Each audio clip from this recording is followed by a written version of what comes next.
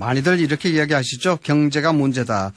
이렇게들 말씀들 참 많이 하시는데 정부에서는 경제 활력을 회복하는데 정책에 최우선 두겠다 이렇게 말하고 있습니다. 그런데 사실 그 성과가 눈에 잘 띄고 있지 않아서 좀 문제인데요. 이런 가운데 제1야당인 한국당에서 77명으로 이뤄진 메모드급 경제특위 발족했습니다. 경제 대안을 마련해서 제안할 계획이라고 하는데 한국당의 경제 대전환특위 간사시죠. 김종석 자유한국당 의원과 이야기 나눠보겠습니다. 의원님 안녕하십니까?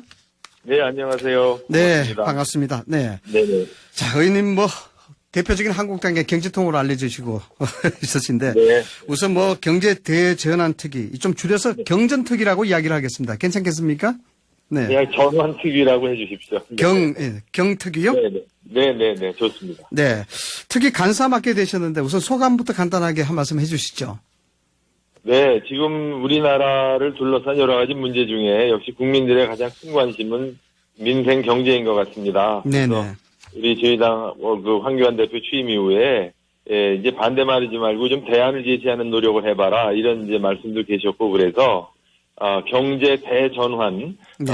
대한정당으로서 정책 제시를 위한 위원회고요. 제 개인적으로는 제 임기 중에 가장 중요한 역할이라고 생각하고 최선을 다하겠습니다. 네, 경제 대전환. 그야말로 지금 있는 경제 흐름을 완전히 바꾸겠다. 이렇게 이야기하실 것 같은데. 먼저 이 얘기부터 여쭤보겠습니다. 어제 윤정원 청와대 경제수석이 우리나라 경제의 장기 침체가 우려된다라는 입장을 밝혔습니다.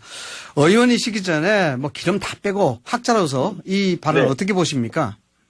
네, 우리 한국 경제가 추세적으로 계속 성장률이 떨어지고, 하방 위험성이 있다는 문제가 제기된 지는 한참 됐습니다. 네네. 예, 그걸 이제 정부가 이제 공식적으로 인정했다는데 저는 의미를 두고요. 늦었지만. 네네. 그리고 이거는 사실은 하방 위험이라고 표현했지만 한국 경제가 서서히 지금 식어가는다는 얘기는 네. 2000년대 이후에 구조적으로 나온 얘기거든요. 네, 구조적인 문제다. 네. 그럼요. 이게 장기적이고 추세적인 문제이기 때문에 무슨 단기 무슨 추가 경정 예산 10조 가지고는 될 일이 아니고요. 아, 그렇습니까? 네, 더군다나 그 추경의 내용도 보면은 재난 예산 제외하고 보면 주로 현금 살포형 단기 네. 진통제적 처방이 많습니다. 설탕물인 거죠. 네, 진통제적 처방이다. 네. 그렇습니다. 한국 경제에 필요한 건 지금 단기 진통이 아니라 네. 구조적인 그 생산성 제고나 네. 우리 경제에 만연되어 있는 낭비 요인을 제거하는 네. 이런 구조 개혁이 필요한데 늦게라도 인식한 건 고마운 일이지만 처방은 여전히 멀었다 이런 생각입니다. 윤정원 경제수석의 얘기를 가만히 들어보면요. 일단 주요 경제 정책에 대한 문제점보다 대외 환경 그리고 추경 이런 데서 좀 문제점이 있다라는 것으로 해석되기 쉬운데 어떻게 보십니까, 의원님께서는? 네, 대외 환경이 악화되고는 있지만 그것이 실물 경제로 전이됐다는 것은 아직 아닙니다. 네.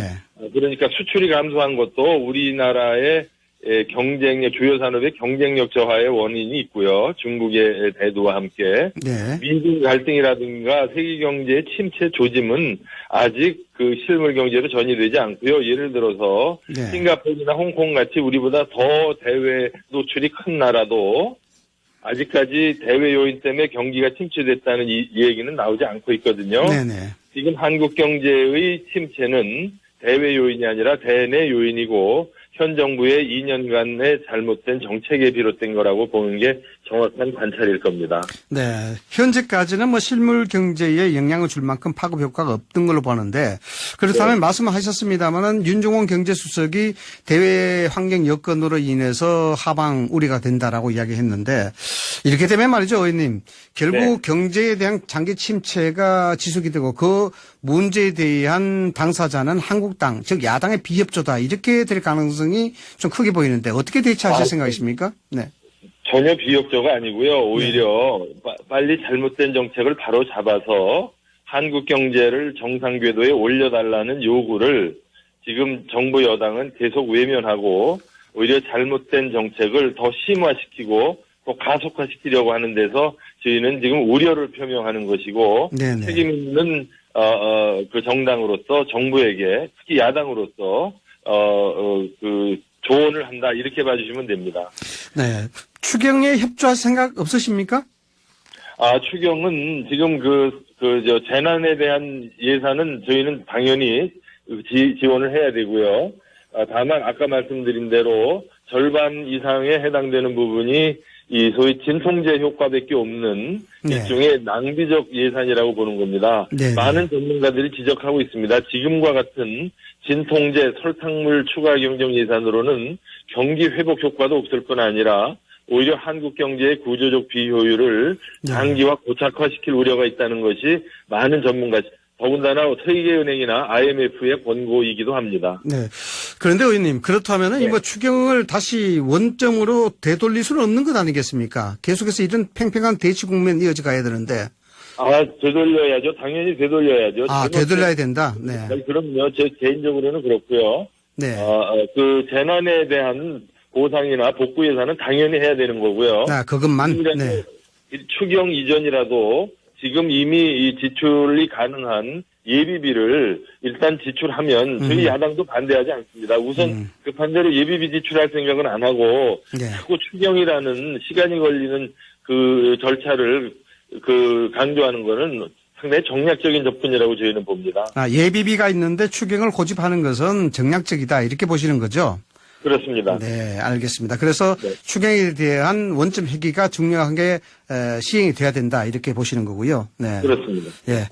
자, 앞서 말씀을 드렸습니다만 의원님께서는 한국당에서도 대표적인 경제통이신데 경제학자로도 오랫동안 지내오셨습니다. 그래서 하셨던 말씀 중에 경제 문명이 경제를 운용하는 걸로 봐야 된다 이런 말씀이 좀 심상찮게 들리는데 우리 경제의 큰 문제 다시 한 번만 구체적으로 말씀하신다면 어떻습니까?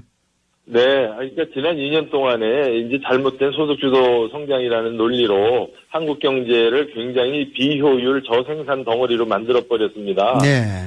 제가 우려하는 거는 이게 현실을 알아야 현실을 고칠 텐데 저도 경제학을 30년 넘게 공부했지만 현실을 이념이나 관념으로 봐서는 안 되거든요. 네. 경제야말로 현실적인 얘기거든요. 그런데 현실을 모르는 사람들이 마치 사람 건강을 의학을 제대로 공부 안 한 사람이 사람 고치겠다고 덤벼드는 것 같아서 제가 그동안 그걸 제일 걱정했습니다. 네, 섣부른 의사가 수술을 한다는 거 이게 좀 위험스럽다는 그런 말씀이신가요? 네, 알겠습니다. 자, 경제특위 관련돼서 좀 여쭤보겠습니다. 네. 경제특위에서는 2달 정도 준비해서 9월에는 경제 대안 보고한다 이게 목표인데 가장 이 경제특위가 중점을 두고 있는 계획이 어떻습니까? 역시 경제 활성화가 되겠죠. 지금 아까 하방 위험 얘기도 이제 정부가 인정했지만 한국 경제의 침체는 지금 구조적인 겁니다. 네. 그래서 구조적으로 한국 경제를 어떻게 고효율 생산적인 경제로 만들 건가. 그래서 일자리를 만들어야 되고요. 그중에 가장 핵심적인 게 이제 노사관계 정상화가 되겠고요. 네네. 그리고 물론 공정하고 따뜻한 시장 경제를 만들겠다는 것은 자유한국당의 일관된 정강 정책입니다. 네. 의원님, 지금 소득주도 성장 정책이라든가 이런 문재인 정부의 주요 정책 이런 부분들의 실패라 그럴까요? 좀 문제점 이거에 대해서는 경제특위에서 강하게 제기하실 그런 계획은 없으십니까? 그동안 지금 현 정부의 경제 실정에 관해서는 얼마 전에 징비록이라고 해서 현 정부의 경제 실정 100서를 발간했고요. 네. 저희가 이번에 경제특위에서 하는 것은 이제 그것에 근거해서 이제 대안을 제시하고 처방을 제시해서 한국당이 반대만 하는 당이 아니라 미래 비전과 정책을 가지고 있다는 것을 다시 한번 국민들께 소개시켜드리기 위한 것이라고 보시면 되겠습니다. 네, 경제특위에서 국민들을 대상으로 의견을 수립한다든가 이런 구체적인 이벤트 계획은 있으신가요? 네, 그렇습니다. 저희 지금 분과위원회가 5개가 있는데요. 네.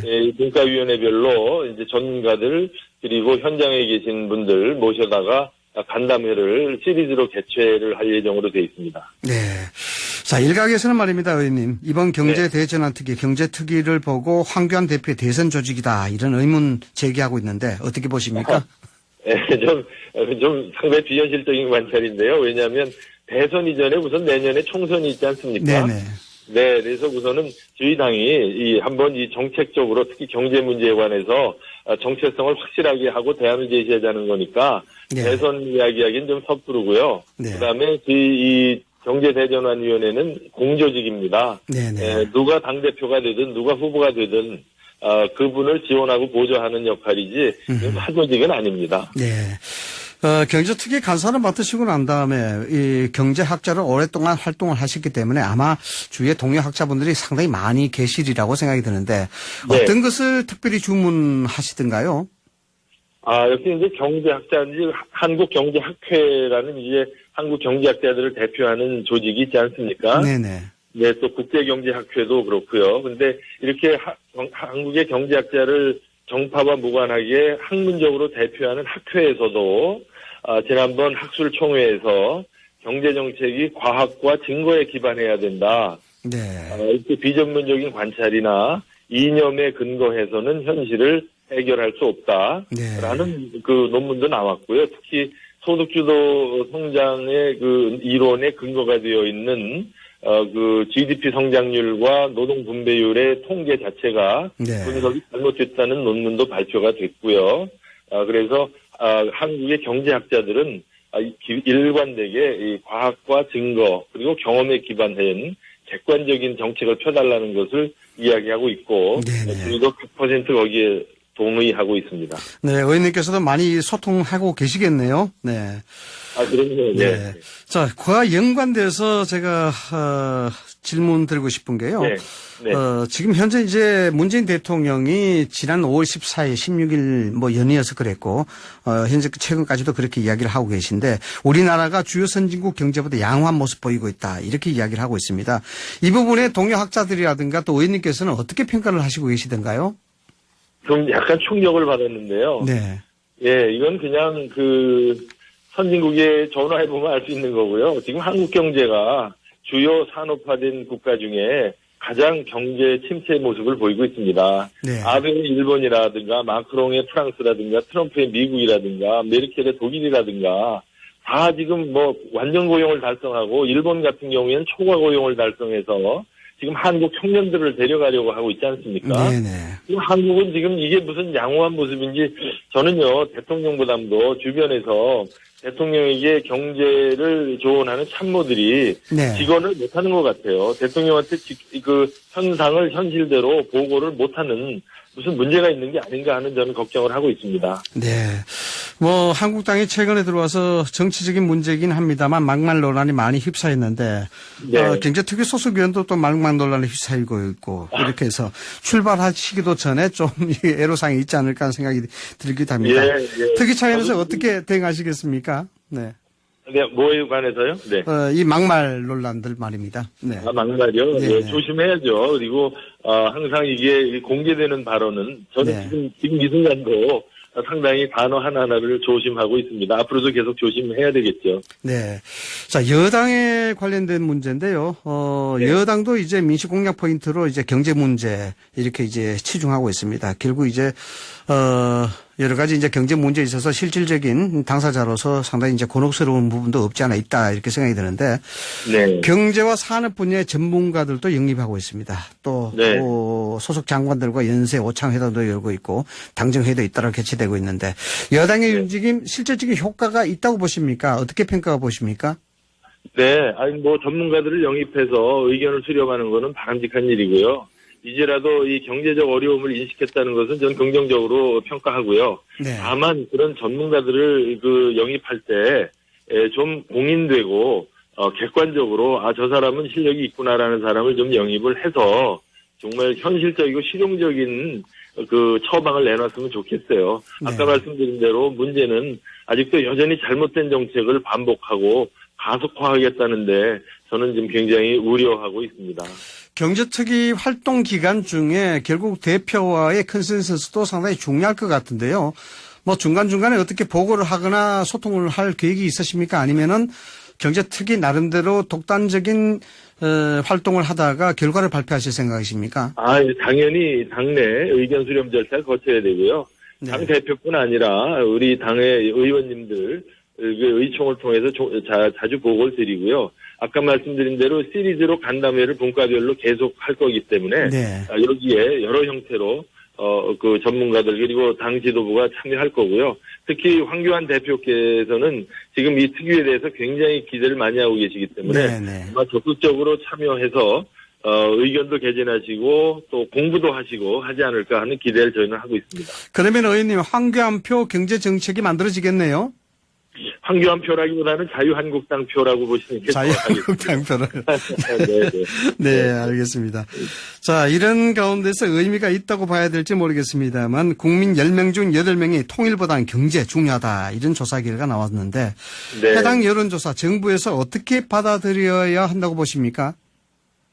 통일은 당연히 추구해야 되고요. 평화와 함께 통일을 이루어야 되지만 이건 이제 먼 얘기고 장기적인 과제 아닙니까? 네. 근데 지금 말씀하신 대로 이 경제 먹고 사는 문제는 당장 오늘 내일의 문제고요. 일자리의 문제거든요. 그러니까 당연히 국민들께서는 통일도 해야 되지만 우선은 경제가 더 중요한 거 아니냐라는 생각은 당연한 거고요. 네. 저희도 그래서 지금 경제 대전환 특위를 만들었다 이렇게 생각하시면 되겠습니다. 경제 대전환 특위. 예. 네. 알겠습니다. 뭐 또 하나 여론조사가 있는데요. 네. 내년 총선에서 여당이 승리해야 한다는 의견이 47%, 야당이 승리해야 한다는 의견이 40% 이렇게 나왔는데 1년도 채 남지 않았습니다. 총선까지. 이 국민연은 어떻게 설득해 나가실 생각이십니까? 경제 분야 등등 통해서요. 예, 방금 말씀하신 그 의견 여론조사 결과는 아마 이제 정당 지지도를 그대로 반영한 거 아니겠습니까? 네. 왜냐하면 여당이 승리해야 한다, 야당이 승리해야 한다 이렇게 놓고 보면 뭐 정당 지지도대로 가니까요. 그래서 저희가 지금 아직 그 정부 여당에 비해서 적어도 발표된 여론조사로 보면은 아직 더 부족한 것 같고요. 그래서 이제 더더욱 우리가 대안정당으로 수권정당으로 더 좋은 정책을 만들어서 국민들에게 제시하겠다는 거고요. 아무리 좋은 물건을 만들어도 제대로 국민께 소통이 안 되면 소용없는 거 아니겠습니까? 네, 그렇죠. 그래서 만드는 거 못지않게 국민들께 잘 설명하고 소통하는데도 노력하겠다는 점을 말씀을 드리겠습니다.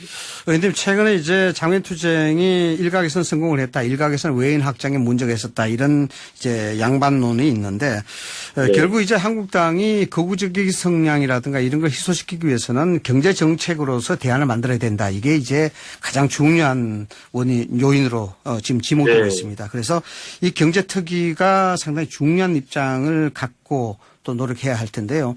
네. 당내에서는 이 장외투쟁이라든가 이런 상황에 있어서 경제특위와 어떤 연계를 가지고 대여 투쟁을 해나가실 생각이십니까? 주로. 이 장외투쟁은 기본적으로 그러니까 이 과격한 갈등이겠죠. 네. 그러니까 그 국민들 눈에는 썩 좋아 보이는 것은 아닌데 네네. 저희는 이제 야당 입장에서 정부 여당이 같이 협치를 하고 소통할 생각은 안 하고 네네. 저희로서는 이해하기 어려운 일방통행을 하니까 네. 그런 이제 그 모습을 비춰졌는데요. 이 경제 대전환 특위는 이제 그런 어떤 몸싸움보다는 장외투쟁보다는 이제 정책으로 국민들께 비교해서 네. 한번 선택해달라. 그러니까 오히려 이제는 장외투쟁보다는 정책투쟁, 정책 대결로 가는 첫 단추라고 봐주시면 고맙겠습니다. 첫 단추다. 네. 네. 자, 홍문정 의원 대한애국당 입당 시사했습니다. 의원님, 당내 분위기 어떻습니까?